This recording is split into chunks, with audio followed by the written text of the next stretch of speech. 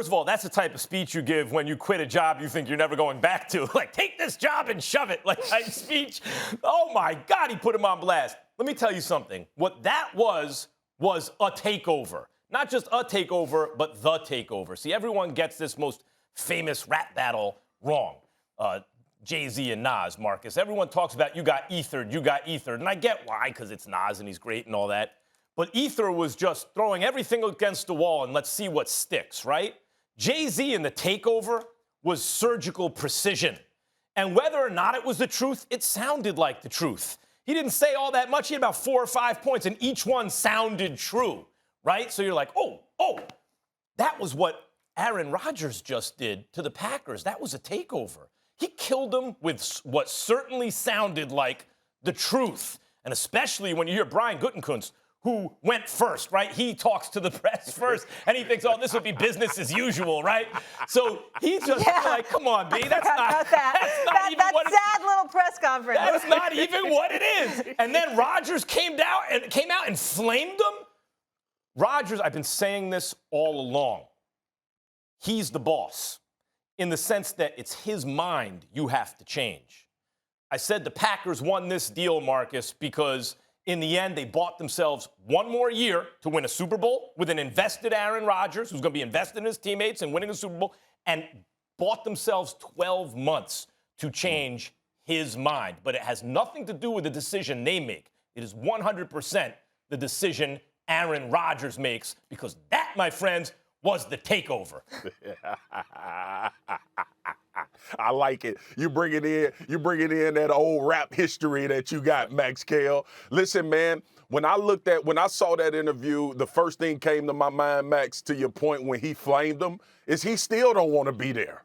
This is one of the concessions that was made by the Green Bay Packers, to your point, to save face and potentially save a year. I think it's over. I thought it was over before. I was wrong. He returned, came back to camp. But when you look at that press conference, man, that's like walking in your house and telling your wife, I'm here until the kids go to college. And then I'm riding out.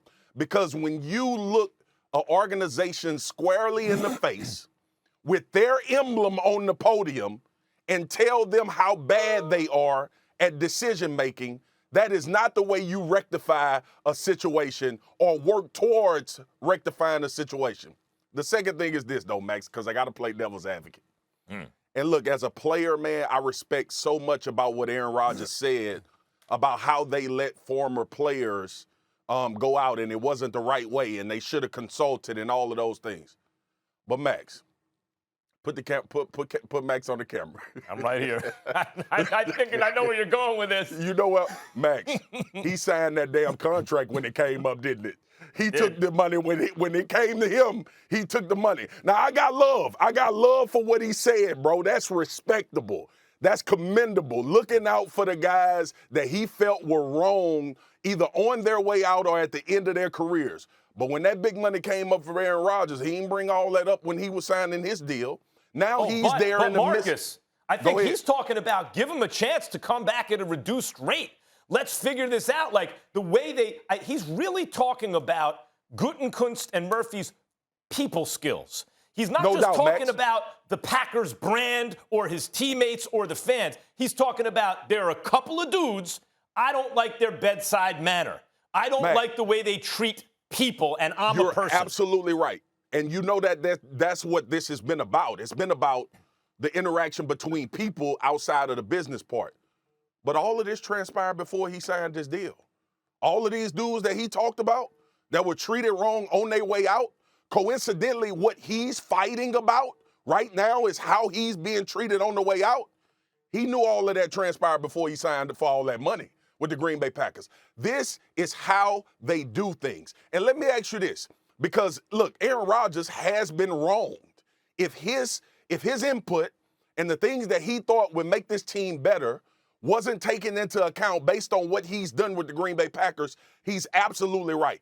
But there's always another side to these particular situations, because within that, he also said it's been a lot of success around here for 30 years. Yep. And they've done a tremendous job as far as being relevant staying in the midst of it. And we all know the history of the Green Bay Packers and Lambeau and all of those things. I can see both coins. I can see both things. But Marcus, and a lot of people don't like that. Look, Gutekunst, let's take him as a GM. I agree. If you took every quarterback off every team and evaluated the rest of the roster, Packers are up there. They might not be the best, but they're closer to the best than the worst. They're pretty good. They're one of the better teams in the league. So that's Gutekunst, the GM, doing an excellent job. But this is something that must be said.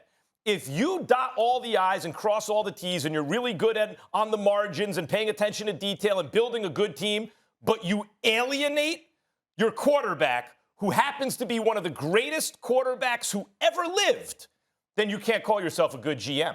Like, all the other good work you did, all that good work is let's be honest, the biggest part of your job, is making sure you're good with that dude. That's number one, and he blew that. And now he's got 12 months to get the horse back in the barn. He's got 12 months to get the toothpaste back in the tube, right?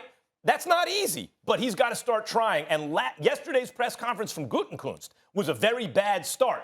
I think if it would have occurred, talking to Tim Hasselback on my radio show, Max Kellerman show, 2 p.m. Eastern on ESPN radio. But he was making the point, he wonders what Gutekunst would have sounded like had he gone after Rodgers.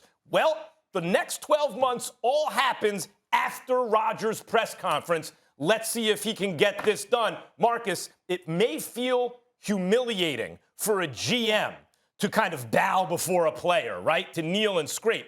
But only if the GM lacks humility.